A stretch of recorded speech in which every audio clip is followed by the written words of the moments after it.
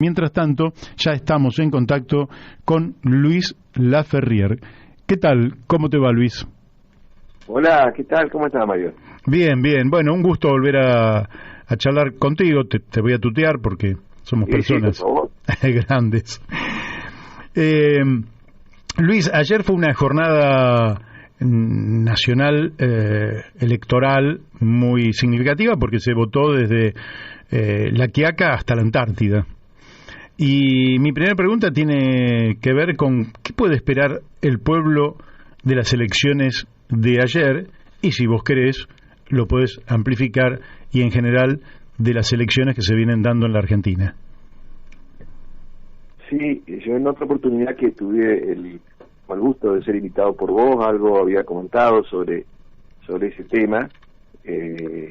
Bueno, ayer lo vivimos, pero es como ya una constante en la marcha de las últimas décadas en la Argentina, ¿no? De la democracia, que entiendo que ha sido un mecanismo que se ha desnaturalizado en relación a lo que uno aspira a que sea la democracia, ¿no? Un momento donde el pueblo puede realmente evaluar la gestión de un gobierno y elegir lo que más le conviene en función de sus propuestas, de las cosas que pueden solucionar sus problemas. Pero bueno, en Argentina estamos muy lejos, estamos alejando cada vez más a la velocidad de la luz de ese deseo, y bueno, las elecciones lo que hacen son mecanismos que buscan, obviamente, una opinión personalísima, ¿no? Claro. Buscan legitimar la estabilidad y la continuidad de un modelo económico-social que se ha desplegado en nuestro país a lo largo de este siglo, de lo que llevamos en el siglo, que es un modelo que es cada vez más elitista, cada vez más concentrador, depredador, que lamentablemente no tiene ni presente para la mayoría de los argentinos, y mucho menos futuro, porque en la medida que esto continúe, lamentablemente las condiciones van a ir empeorando. En ese sentido, como yo señalaba ayer en un comentario que hice, que tuve muchas respuestas, ¿no?, en las redes, que el pueblo argentino cree que va a ir a elegir su representante, en realidad lo que está eligiendo es la opción que le da el poder económico para que elija quiénes van a ser los que van a seguir gobernando a favor de lo más poderoso, ¿no? Y traicionando en todo caso la voluntad y la expectativa de la gente, porque quien llega hoy a ser candidato importante, ¿no?, a nivel nacional, solamente llegan aquellos que tienen alguna posibilidad económicamente, en aparatos, en manejo, en tiempos, que son aquellos que cuentan con el aval o con el apoyo de corporaciones económicas, o inclusive directamente de operaciones ilegales, ¿no? Entonces, Claro. quienes llegan condicionados, y lo que menos están pensando es ver cómo van a solucionar los problemas de la gente. Ahora, voy a ir por varios costados, pero hablando también para que los oyentes la pasen lo más entretenido posible. Si yo fuera simplemente un tipo que no milita en política, cosa que hago desde hace muchos años y creo que todos los oyentes lo saben, pero yo cuando veo un tipo en la televisión una vez, 2 veces, 3 veces, 5 veces, 10 veces, digo, a este tipo no lo voto, porque este tipo me lo están vendiendo como se vende a un producto. Y acá han vendido algunos personajes que, si uno los viera en la calle, pensarían, por ejemplo, que un tipo como Javier Milei, uno lo ve en la calle y pensaría que es un hombre extraviado, que es un hombre que no está bien. Y sin embargo, la televisión, la radio, los diarios, es tanta la manija que le han dado, que al final lo han logrado instalar y lo han legitimado, incluso disimulando esos rasgos que realmente lo descalificarían para la dirección política. ¿Cómo ves esta actitud, no de los medios de comunicación o del poder económico que promueven a personajes como él y a tantos otros, sino a un pueblo que no desconfía de esta venta tan abierta que está haciendo el sistema de un verdadero producto electoral?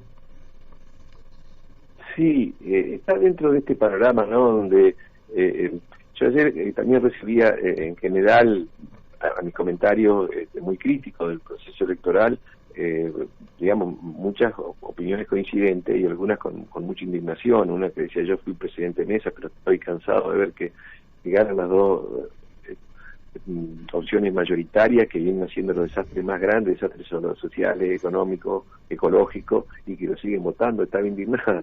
Otra maestra decía, yo me tocó votar en la misma aula donde veo con la miseria que vienen los chicos, dice, y lo mismo, ¿no?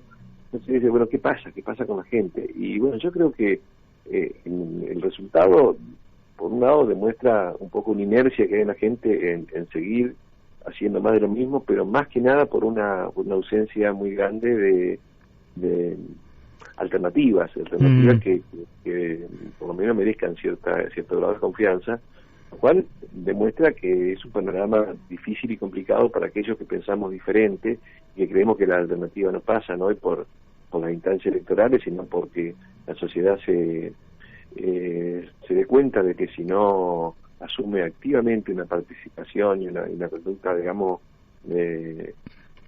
más, digamos, que se movilice, que participe, no podemos esperar que nos solucionen desde arriba, porque ya llevamos mucho tiempo, llevamos casi 40 años de democracia, y en la marcha de esos 40 años cada vez estamos peor. Entonces, seguir creyendo que si hacemos más de lo mismo va a mejorar, entonces de pronto aparecen algunos candidatos como pateando el tablero, diciendo, bueno, sí, no se puede ser más de lo mismo, sí. Y algunos payasescos, ¿no es cierto?, con una liviandad, con una, no sé, si uno empieza a analizar las cosas que dice este personaje como Milei, es para reírse, es ridículo, no tiene sustento, se supone que el economista no tiene idea de la vida, pero no se equivoca, él es muy clarito, porque él cuestiona todo el Estado, pero no cuestiona que el Estado es el que sostiene a las grandes corporaciones, el Estado es el que hace el ajuste para que la gente pobre pague la deuda de los que hicieron la fiesta. Es decir, eso no lo dice, pero en realidad él es representante de eso, de los sectores financieros.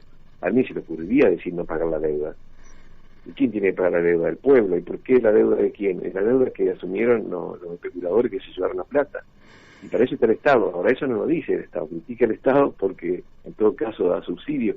Pero lo que pasa es que asume como un personaje que rompe con la política que le está llevando a la sociedad argentina al caos, al fracaso, al desempleo, a la pobreza. Entonces la gente de pronto, hay sectores, ¿no es cierto?, que creen que viendo algo que es totalmente diferente puede llegar a cambiar.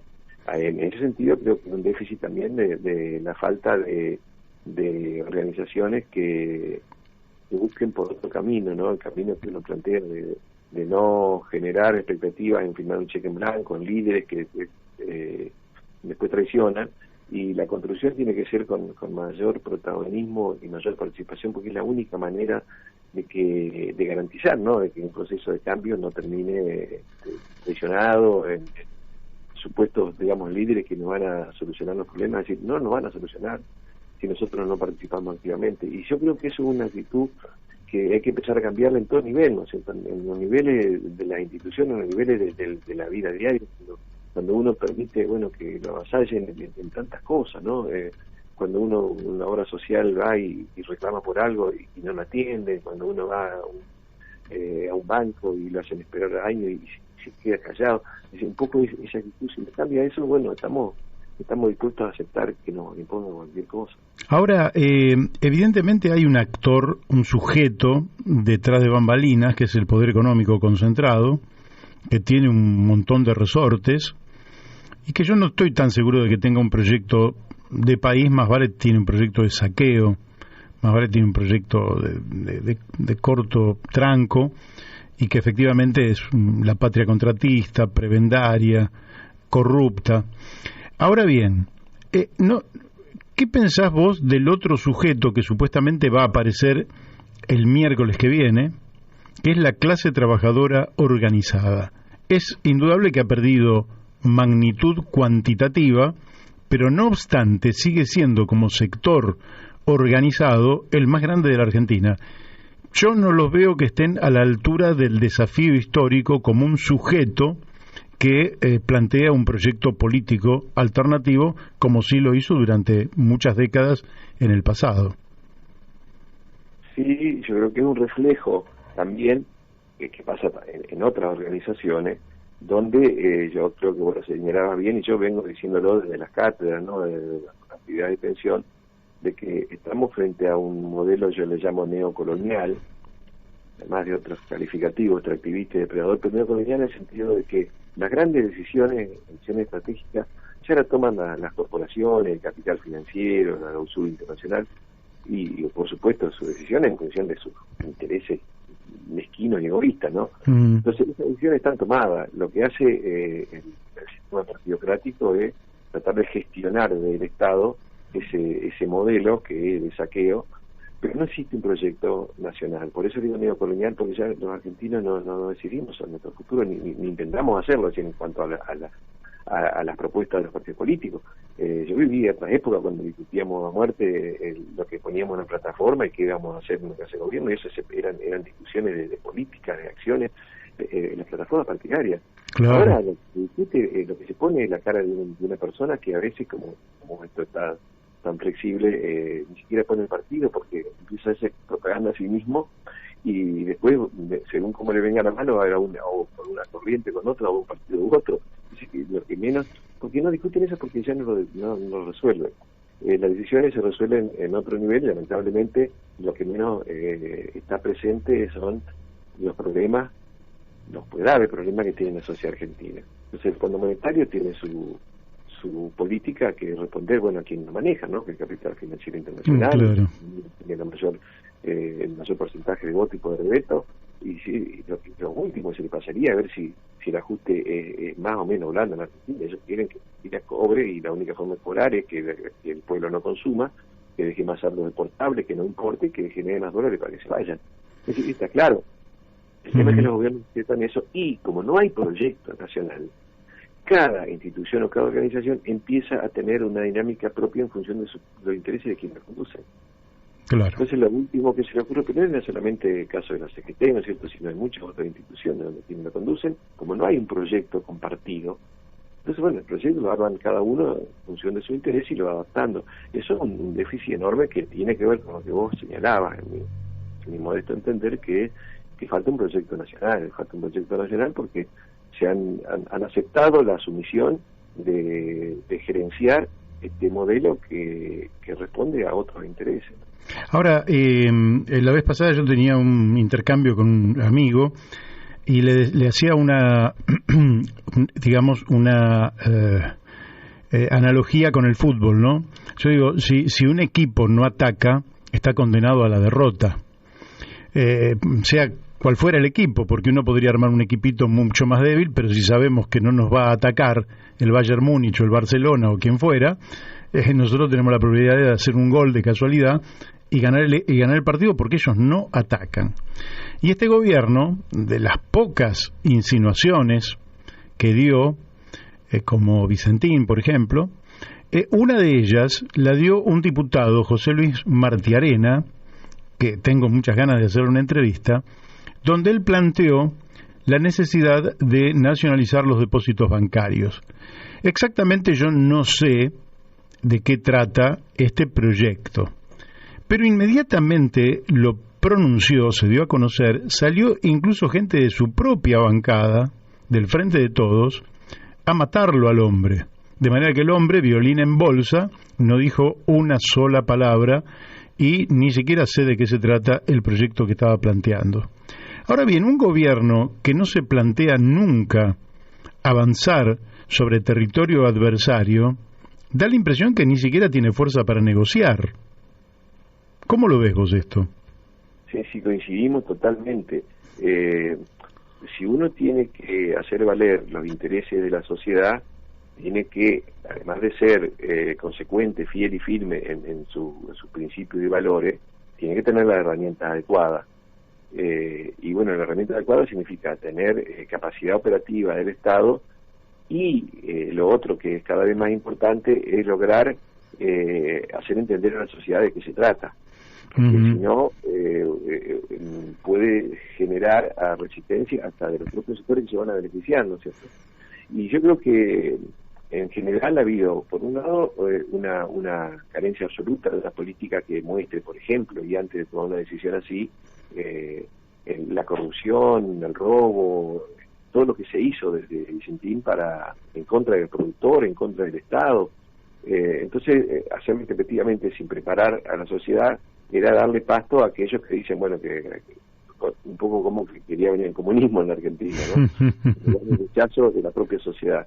Y lo otro es que si no se recuperan herramientas que se perdieron durante, de la dictadura en adelante, en especial durante la década del 90, y bueno, es una simple expresión del cielo que uno puede señalar. Porque el comercio exterior está en manos de un puñado de corporaciones que son las que en todo caso manejan una variable tan estratégica, ¿no?, como que es la generación de divisa. El manejo de dinero es clave. Si los bancos crean dinero de la nada y manejan el dinero de otros, y son los que más se enriquecen y no generan absolutamente ninguna función social ni generan riqueza, y sin embargo son los que más ganan, y no puede ser que siga siendo manejado así. Pueden crear dinero, porque los bancos al prestar dinero prestan de la nada, pueden multiplicar la cantidad de medios de pago si tienen más poder que el Banco Central, los bancos comerciales.